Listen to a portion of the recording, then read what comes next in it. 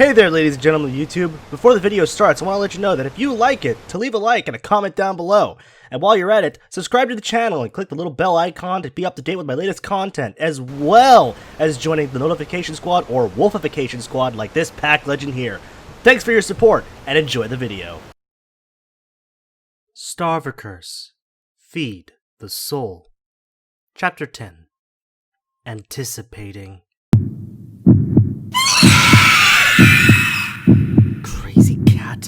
Crazy cat! The frenzied woman swore she was part of a recorded video on slow motion, for she could not lift her legs fast enough to get to the ground floor of her Cape house. The fuming roars of the Wendigo had come to a sudden halt, as Summer darted down the stairway and into the kitchen. Horrible images flashed of her cherished feline friend being gutted, a severed spine partly exposed. Then, a dangling semi-cadaver wide-eyed between puncturing, crimson-stained teeth of her cursed, bloodlust husband. The old, freaky, plague-derived nursery rhyme continued to taunt Summer's cognizance. Pocket full of posies, ashes, ashes, we all fall. Dead cat, dead fucking cat! When Summer reached the cellar, she yanked the heavy acoustic entrance open as if it were a screen door. The adrenaline-filled woman leapt down the stairwell, skipping several wooden planks in the process, and planted her half-slipperless feet in front of the bottom step. Panting to keep up with her heart beating inside her eardrums, Summer forced herself to face whatever nightmarish butchery she would have to witness. And in all of the woman's 32 years, she was never so relieved and terrified at once. Posey was not devoured, disemboweled, nor a regurgitated mess daubed on the concrete floor. Oh no! She was all right, but was not right in her feline mind. Albino and gold eyes were fixated on one another's strange presence. Summer couldn't move. And even if she tried, her stiffened legs wouldn't comply. The woman was at a loss of what to do. Not to mention, her coat with the taser was forgotten and left upstairs from frantic anticipation. Hunkering and growling lowly towards the left center of the cellar, with a long, bony jawline pulled into a twinging, scowled sneer disemboguing with hot ichor. The Wendigo's tensed, lean muscles stretched his restraints to the limit as he glared at the freezer. Because there was a domestic shorthair atop of it. The only motion Summer permitted herself was a deep, incredulous blink. Why, of all places, would Posey sit there? Ben saw me take food out of there. The calm cat sat on her speckled haunches, her brown-blotched tail coiled around herself, with its sable tip wriggling curiously. Ben angrily bit the air, while aiming his bordening, pitten tongue at her direction. And yet, Posey stayed in the exact position, licking extremely dry lips and swallowing. Summer let out a hitched exhalation. Ben? She called raspingly. Ben? She wanted him to redirect his sights on her, and when the beast tried a restricted lunge for her staunch companion, the upset woman clenched her fair fists a shade wider. That final straw had guillotined the camel in two. Hey! Wendigo! With a frank grunt, the beast halted his failed pouncing and partly craned his head to the side. Whether it was the change of tone, the title she called him, or the louder enunciation, it did not matter. What did matter to Summer during this deadlock was keeping Posey alive. You're getting more food, Ben, but claws off that cat! A slender index finger targeted the impassionate, sitting Tortoiseshell. That cat is mine. You got me? Mine. After a prolonged, stoic stare, the Wendigo returned his focused contempt on the small multi-shaded quadruped. Nevertheless, he ended his attempts to snatch Posey, which made Summer raise a light eyebrow. Was his temper becoming lighter from feeling heavy from the previous feasts? Or was the food helping the cunning cryptid's cognitive more so? And if so, why would he obey? The worrying woman's inner inquiries were cut intervallic when Posey stood onto her paws, and Ben hackled his neck fur with splayed ears and letting out a shrieking snarl. With bristled coat, the feline flattened her own dark ears and countered the annoying exploit with a small growl and a huffed hiss. Then both of the furred beings stopped articulating their irritation. Ben closed his eyelids and was eerily soundless. Posey tilted her head in confusion from his action. After a bored ear twitch, the cat turned her back with a soft snuffle from his strong scent, and raised a left paw to her mouth and began to groom. Ben opened his eyes, and with a loud snort to himself, shuffled part way and started licking the back of his right hand. Still standing by the basement stairs, with enormous amber orbs darting to and fro at the attentive, cleaning creatures, Summer finally began to breathe regularly, albeit a bit erratic. Her mind was a full blast of an ocean tsunami of queries. However, one question was her primary priority, of needing to be answered.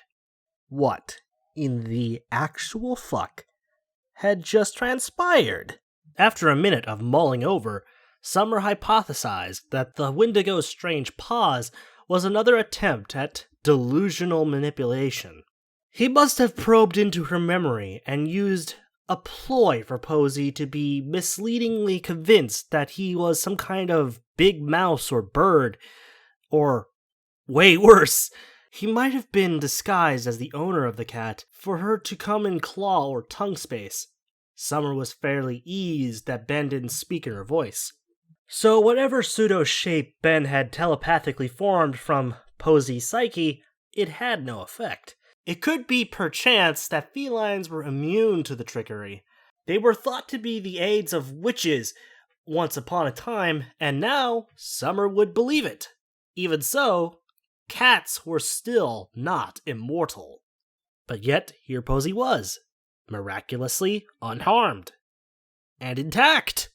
With squinting sights, the woman regarded Ben as he tended to one of his spindly fingers. A red line traced down the middle digit to the large cuticle of his talon. Summer's eyebrows rose in disbelief. That did not happen. Her cat was still sprucing her paw, paying close attention to the little opaque claw that was broken at the tip. The woman shut her eyes briefly. And that happened because it's Posey. Posey had always been overprotective of her owner and their home. When Summer had pet sat for her in-laws, Posey had put Blitz in his place, straight away in tough tortoiseshell fashion. However, a bitter, tenacious Wendigo was far from a sweet, nervous Doberman. And the cat was just asking for a death swipe of all 9 of her lives. But after some careful consideration, it appeared that perhaps her brazen, crazy-ass cat was not so crazy-ass suicidal. Posey must have circled and countersigned how much the Wendigo could barely get around with his chains, and the agile, tiny warrior timed herself just right. Being inquisitive and assertive, she was showing him that she was here first, and was the alpha predator in this terrain. But Summer highly doubted that Ben would agree with those terms. All her reading specified that the apex cryptids were extremely territorial and possessive of everything, and would attack or eradicate all rivals, including other Wendigos. After all, their existence was a curse, not an evolved, procreating species. Wendigos never hunted together because they always killed each other. While humans were the obligatory prey, the highly hostile beasts, sure as hell, wouldn't pass the chance to call any competition, or try to scoff up any threat, since the possessing essence allowed them to taste other animals to keep themselves from completely dying from starvation. Fortunately for this Wendigo, being starved was no longer his anguish, but if he knew Posey liked his food, and if her acuity of smell detected the hint of the previous stew from the bucket, Summer needed to get her cat the fuck out of there. Now. Posey may be live, but one minor mishap of movement is all it take. With a pulse that could outrace a hummingbird's, Summer ran her hands over her mess of curls, frustrated that she didn't hear Posey sneaking down both sets of stairs. The woman needed to put a collared bell on her crazy-ass cat's neck. That's if Posey still has a neck. Ditching her inner insistent judgments, Summer gingerly moved, trying to keep her single rubber-trimmed slippers silent. The woman lightly fumbled a trembling left hand over the rails of the treadmill and the seat of the exercise bike on the left bottom corner of the basement, realizing that her current pulse rate had surpassed her previous workouts. She was tiptoeing as to not disrupt the grooming Tortoiseshell, who was unnervingly too relaxed for Summer's lucidity. But Posey's sensitive hindsight had glanced her approaching owner's shadowing silhouette on the wall. The cat stopped licking her paw and faced the steadying woman, the tip of her pink tongue revealing itself from her small, sable muzzle. "Posey, don't move," whispered Summer hoarsely while holding up shaky palms. "Don't fucking move. Summer gasped and halted in front of the pair of exercise equipment when the miniature ninja jumped off the freezer in that instant. Ben sneered an angry alarm from the abrupt leap before resuming to lap his fingers' abrasion, but unrelentingly shot shifty glimpses in anticipation for the minuscule mammal to scamper a tad closer. "Posey, come on," Summer breathed out, knowing very well that her easily distracted cat wasn't going to stay still forever. Summer kept a wary eye on the mending Wendigo as she waved her hands inwardly. "Nosy Posey, please come here." She didn't want her recouping efforts to cause Posey to scoot too close to Ben by accident. The Tortoiseshell always had her own preferred choices, regardless of how irrational they were. And as much as Summer hated this, it had to be on the cat's conditions. It was precarious, but she felt it was the only option to keep her little friend out of claw's length. Slowly but surely, with an arched stretch and bubbly trill that ended in a chirp, Posey moved. The clever cat kept alongside the farthest left side of the cellar to reach her expecting owner, her black and white whiskers brushing against the periwinkle wall. The bottom of her tail was puffed up, which was a sign of happiness. Summer's bottom eyelid twitched. Posey's owner, not so much.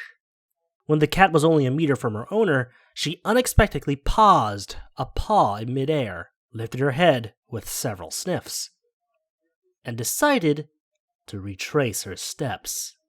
"Oh, sweet Jesus, Posey, no," Summer muttered. It was internal torture for the woman not to scream until her lungs were ceaselessly deflated of oxygen, but she didn't want Ben to be more provoked than he already fucking was. To Summer's relief, the cat stopped padding to her demise and sat down by the wall. The beast had stopped darning his skin-tight knuckle and possessively grabbed onto the first battered bucket, which was still beside him.